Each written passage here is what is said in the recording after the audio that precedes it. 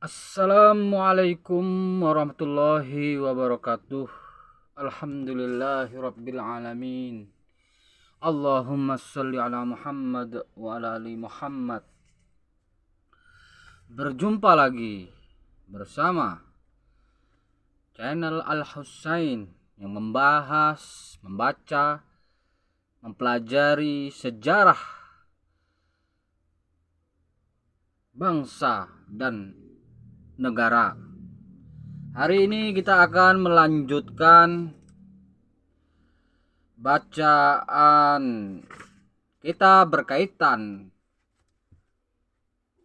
kisah sejarah Islam di Nusantara yang ditulis oleh Profesor Dr. Buya Hamka yang berjudul Dari Perbendaharaan Lama.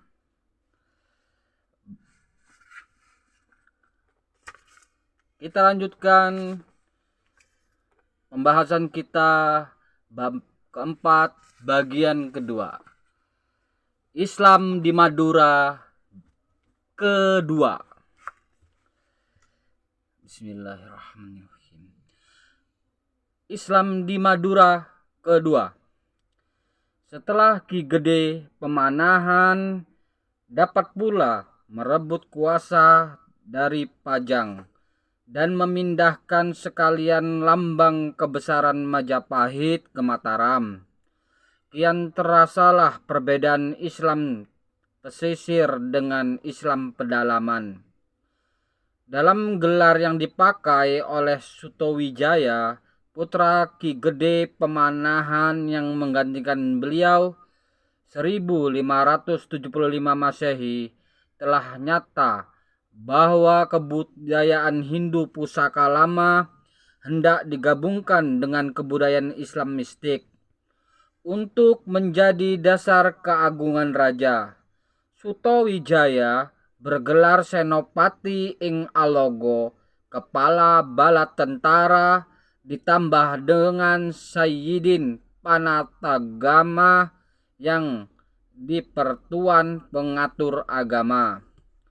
Kemudian setelah Senopati wafat tahun 1601 Masehi digantikan oleh putranya Mas Jolang, wafat 1613 Masehi.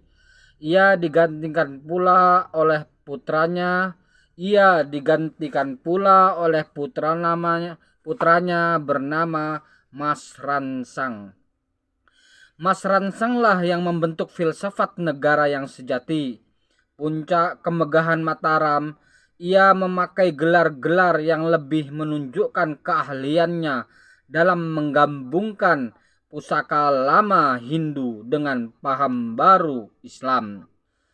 Laksana Kartanegara dahulu telah menggabung pula agama Shiva dan Buddha.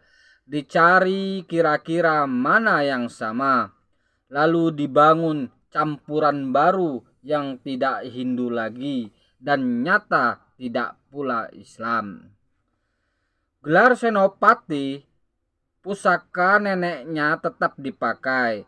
Senopati ing Alogo ditambah dengan Ngabdurrahman, ditambah lagi gelar lain yaitu Prabu Pandito Cokro Kusumo. Disebut juga Hanyongkro Kusumo. Pernah dikirimnya pula utusan ke Mekah agar Syarif Mekah memberinya gelar Sultan. Masyhurlah Baginda dengan gelar Sultan Agung. Dikarangnya sendiri filsafat pandangan hidupnya berupa nyanyian yang terkenal dengan sebutan Sastra Gending. Beliau menyusun silsilah keturunannya dari Nabi Adam alaihissalam dan Nabi Syed alaihissalam, tetapi juga keturunan Sang Hyang Nur Cahaya, Sang Hyang Nur Rasa, dan Sang Hyang Nur Wening, termasuk juga keturunan Batara Guru. Sang Hyang Tunggal dan Brahmana dan Arjuna. Tetapi ada juga hubungan dengan Hayam Wuruk dan Brawijaya. Sebab dia itu Dia pun keturunan Raden Patah dan Arya Damar. Niscaya ulama-ulama penyiar Islam termasuk 2 orang di antara 9 wali yang terkenal atau keturunan yang menyambut mereka, yang hidup di pesisir, memandang bahwa filsafat yang ditimbulkan sultan ini sangat membahayakan bagi perkembangan Islam. Mereka mengakui bahwa ini adalah satu cara yang sangat cerdik. Sisa-sisa kehinduan menerima sebagai raja karena Baginda adalah Prabu Pandita. Dan orang Islam pun rela pula karena beliau adalah Sultan Ngabdurrahman Sayyidin Panatagama.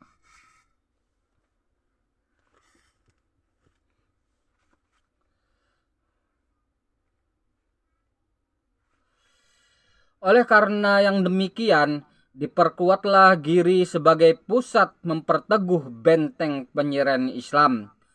Daerah terdekat untuk menyiarkan Islam ialah Madura dan seluruh Indonesia bagian timur.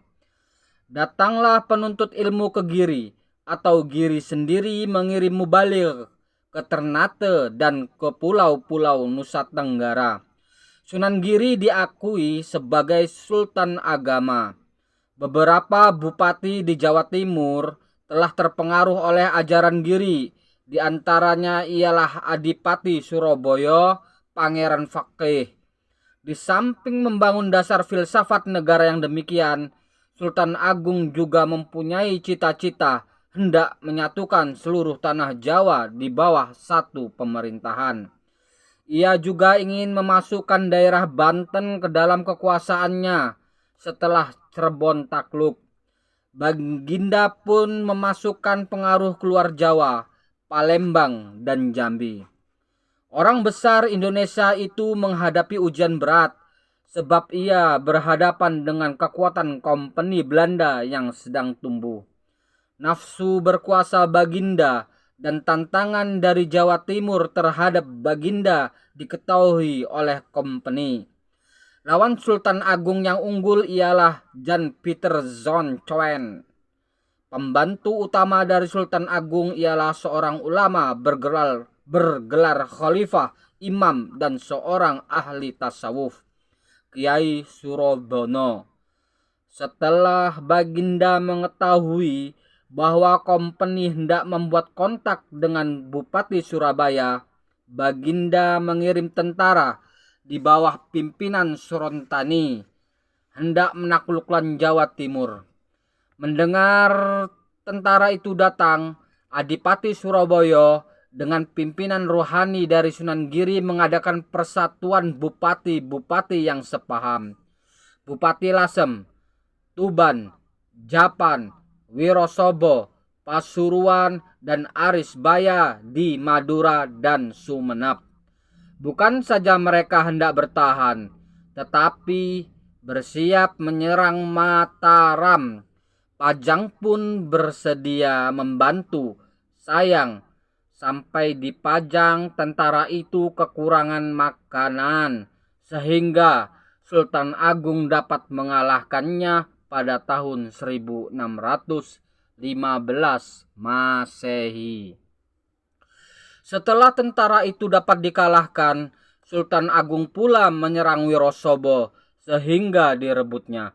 Akan tetapi, bandar-bandar sukar ditaklukkan karena angkatan laut Baginda kurang kuat untuk mengepung dari laut.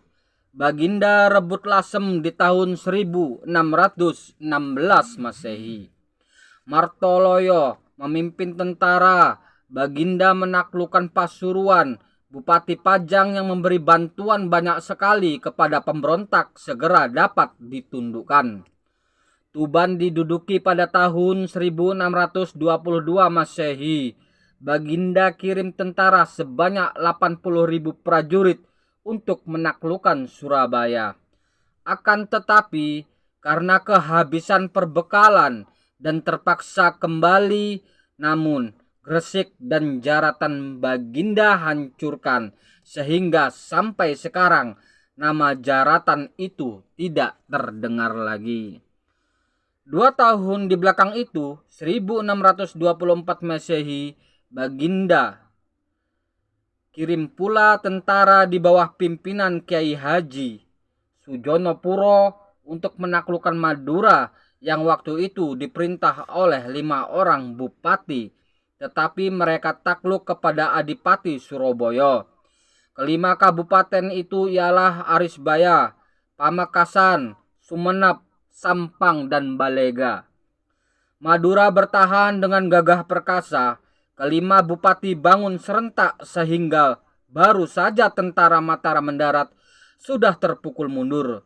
Laskar Madura dari Balega menyerang dengan tiba-tiba tengah malam ke pusat pimpinan Mataram, sehingga tentara Mataram menjadi kocar-kacir dan kepala perang sendiri Kiai Sujonopuro tewas terbunuh.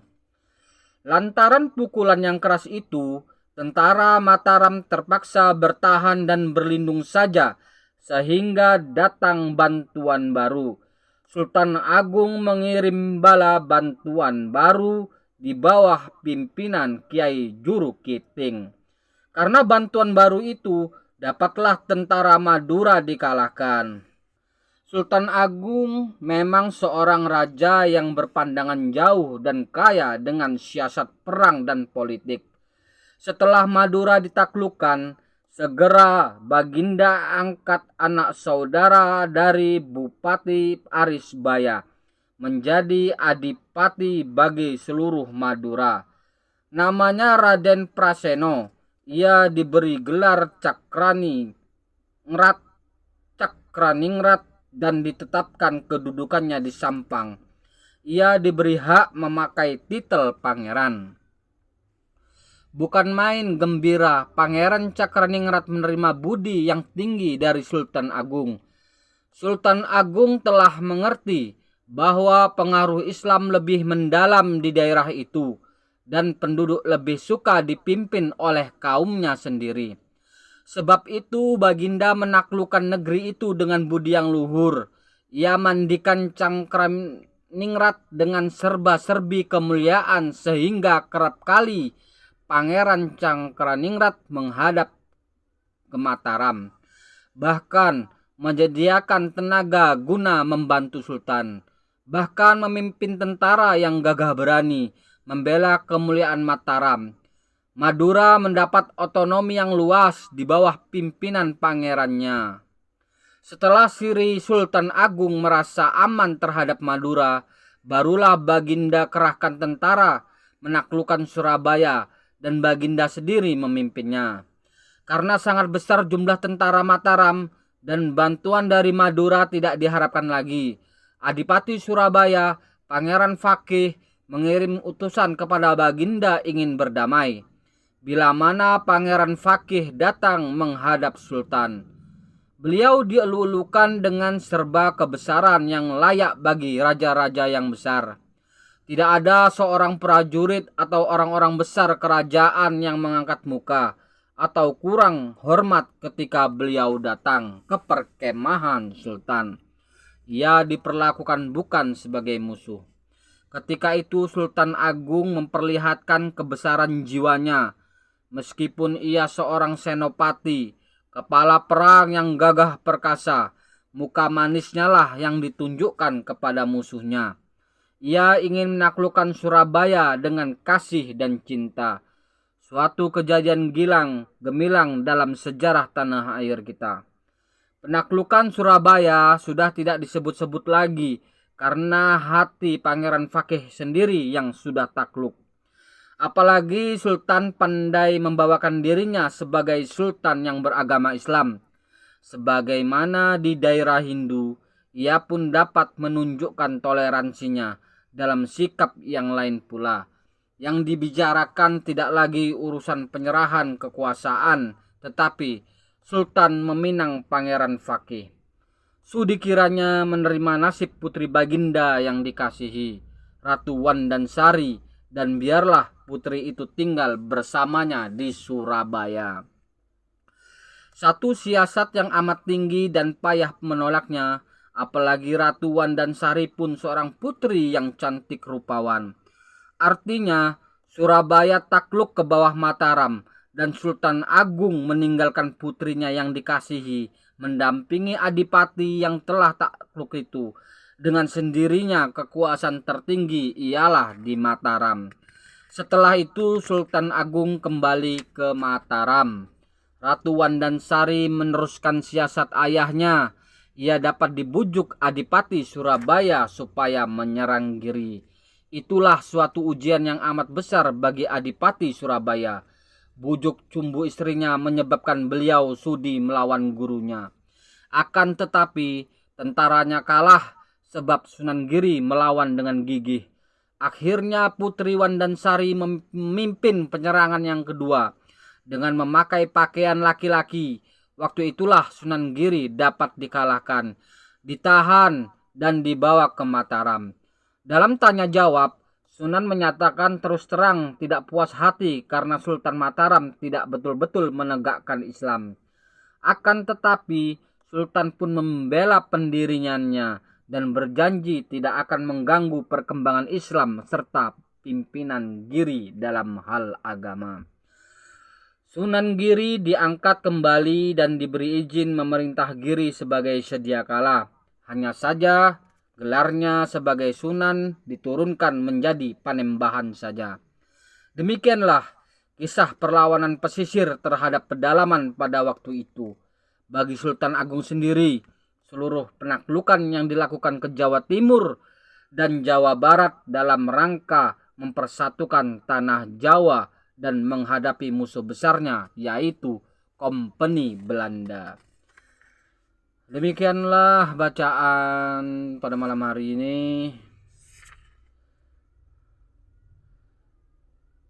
Yang akan datang kita akan melanjutkan bab yang ketiga dari